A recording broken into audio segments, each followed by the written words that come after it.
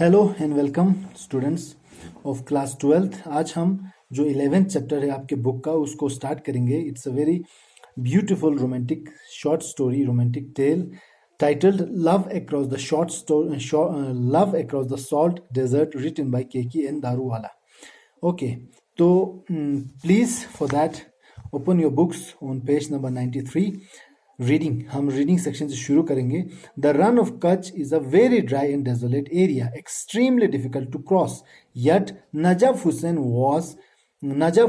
Takes the risk for a very special reason. Run of Kutch जो है वो बहुत ही सूखा जगह है, वो बहुत ही पार करने के लिए बहुत ही मुश्किल जगह है, मगर नजफ हुसैन इस परेशानी को उठाने के लिए तैयार है। वो एक खास मकसद के लिए ऐसा करने जा रहा है। What was the reason? उसका मकसद क्या है? उसका मकसद क्या था? The drought in Kutch had lasted for 3 consecutive years. जो कच्छ में जो ड्रॉट था, जो सूखा हाली था, वो कम से कम 3 साल तक लगातार रहा।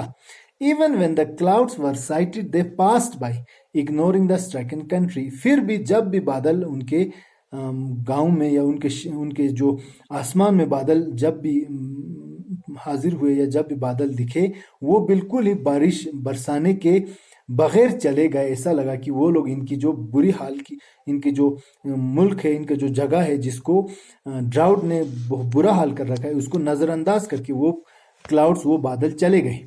द रन ले लाइक ए पैरालाइज्ड मॉन्स्टर, और जो रन ऑफ कच्छ था वो वैसे ही पड़ा रहा जैसे एक बिल्कुल हम क्या बोलेंगे कि एक तरह से लकवा मारे हुए एक मॉन्स्टर की तरह पड़ा रहा। The earth had cracked and it looked as if chunks of it had been baked in a kiln and then embedded in the soil crust. और जमीन को जो हम देखें रन ऑफ कच्छ की उस वक्त की, जो जब वहां पे सूखा हाली हुआ, तो ऐसा लगा था कि जमीन पूरा फट गया है, क्रैक हुआ था, और उसमें से पीसेस को उठा के किसी बट्टी में बैग किया गया, किसी बट्टी में उसको पकाया गया, उसके बाद फिर जमीन में धसा दिया गया। ऐसा उसकी हालत हुई थी। The cattle become thin and emaciated, और जो मेल मवाशी थे वो बिल्कुल पतले दुबले और सूखे हो गए। ऑक्सन डाइट, और जो बैल थे वो लोग मर गए, वो लोग जिंदा नहीं रह पाए। The camel alone survived comfortably feeding on the bawal camel thorn, सिर्फ ऊंट बाकी रह गए। ऊंट इस बुरी हालत को बर्दाश्त कर पाए सिर्फ इस वजह से क्योंकि वो जो केमल थ्रोन करके जो बवल नाम का एक पौधा होता था उसको वो खा के जिंदा रहे, जीवित रहे। Then one day the clouds rolled in and the lightning crackled and the clouds burst. फिर एक दिन अचानक से बादल आ गए, अचानक से बिजली गरजी और बहुत अच्छी बारिश हुई। Though 2 years have passed since the drought ended, और हालांकि 2 साल गुजर चुके हैं कि वो वाला सूखा हाली खत्म होके 2 साल गुजर चुके हैं। Everyone remembers that if it rained on the day when Fatima entered the village, हालांकि 2 साल गुजर चुके हैं उस सूखा हाली के, अभी सबको याद है, अभी भी याद है कि बारिश उस दिन आई थी जिस दिन फातिमा उनके गांव में पहली बार आई थी। फातिमा ने पहली बार गांव में कदम रखी थी अपनी। This is how she came to the village, और ऐसे वो गांव में आई थी कि उसके आते ही बारिश हुई थी। what would he not do for her, the daughter of the spice seller? Okay, तो नजफ हुसैन जो था वो उस लड़की के लिए क्या नहीं कर सकता था। वो लड़की जो स्पाइस सेलर, जो मसाले की लेन देन करता था, उस तिजारत करने वाले इंसान की बेटी थी, उसके लिए नजफ कुछ भी कर सकता था। She who smelled of cloves and cinnamon, whose laughter hit the timber of ankle bells. वो लड़की जिससे मसालों की बू आती थी, लौंग की या दारचीनी की या उस तरह के मसालों की बू आती थी, क्योंकि वो उसके वालिद जो थे मसाले के व्यापारी थे, तो वो भी अपनी वालिद के काम में हाथ बांटती होगी, तो इसलिए उससे भी मसाले की बू आती थी। और उसकी लाफ्टर में, उसकी हंसी में एक तरह से ऐसी कैफियत थी कि जैसे कि पायल की आवाज सुनाई दे रही हो, ऐसी उसकी हंसी में कैफियत थी। Whose eyebrows were like black wisps of the night and whose hair was night itself. और उस लड़की की जो आईब्रोज थी या उसकी जो बाल थे वो इतने गहरे घने काले थे कि रात की जो हम बोलेंगे रात की जो अंधेरी होती है, रात का जो अंधेरा होता है उसके जैसा काला उसके बाल और आईब्रोज थे। Okay, for her he would cross the salt desert. और नजफ हुसैन जो था उस लड़की के लिए इस सॉल्ट डेजर्ट को क्रॉस करने के लिए वो तैयार था। He had stayed the day at Kala Dungar, a black hill kept with basalt the highest in Kutch. और अपने सफर में उसने एक रात काला डूंगर में रुक गया था, जो एक छोटा सा हिल था, पहाड़ था, और उसके ऊपर बसाल्ट का एक ये कैप था, लेयर बना हुआ था, जो कच्छ, रन ऑफ कच्छ का सबसे ऊंचा चोटी था। He had set his camel, Allah Rakha, free to crop on the bawal trees. और उसने अपने ऊंट को खुला छोड़ दिया था ताकि वो जो बावल ट्रीज है या बावल घास है उस पे अपना पेट भर पाए, उसको खा पाए। At dusk, he paid homage to the footprints of the पंचाय Pir on the hilltop. और डस्क होते ही, शाम होते ही, उसने जो पंचाय पीर के जो पाँव के निशान हैं जो उस हिल के टॉप पर है, वहां जाकर अपने अकीदत पेश किया, अपना पूजा किया, अपना दुआ किया, अपना जो भी प्रेयर किया वो वहां ने उस पर कर लिया। He left some food there and started beating on the थाली।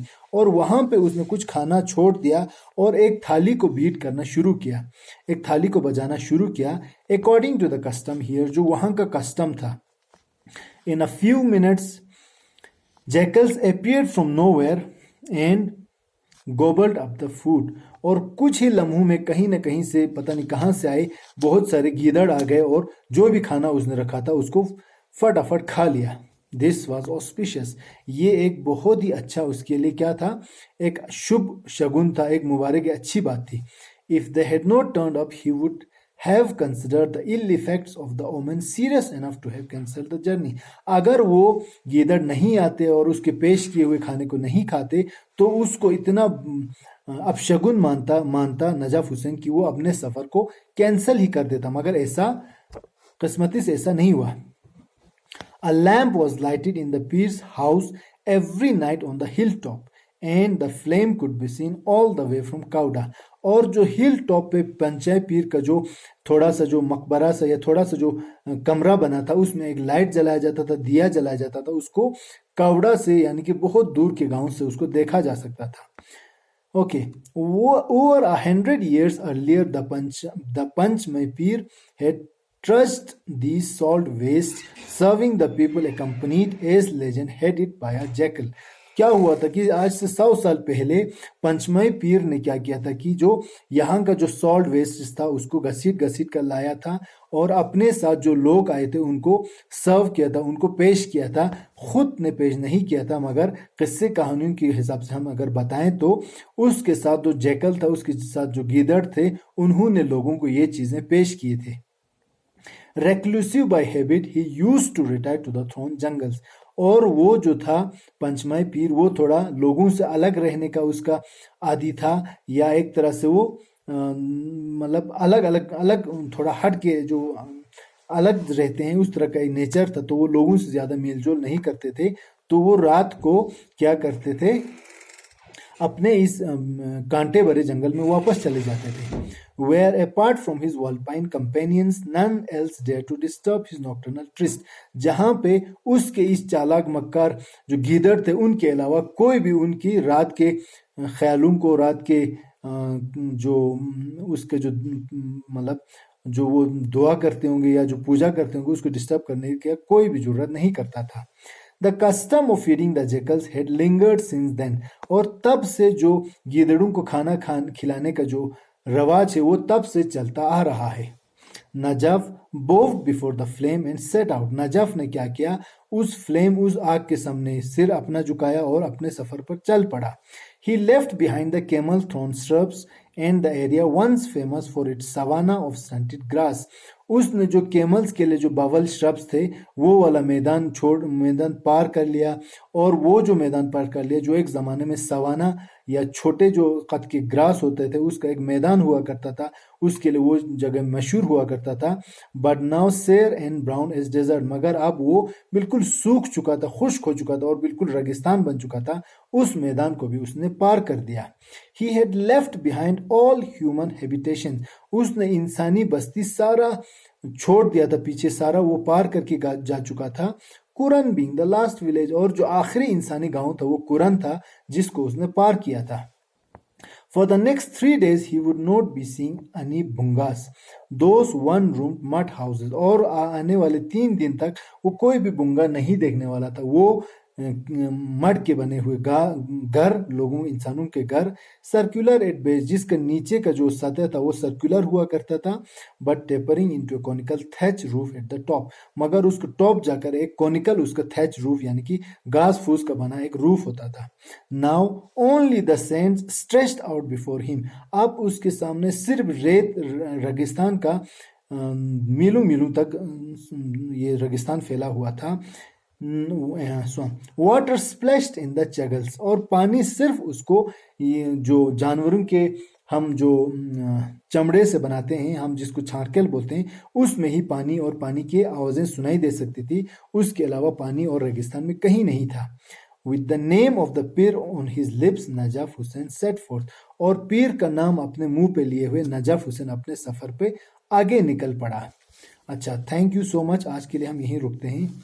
Take care, bye bye.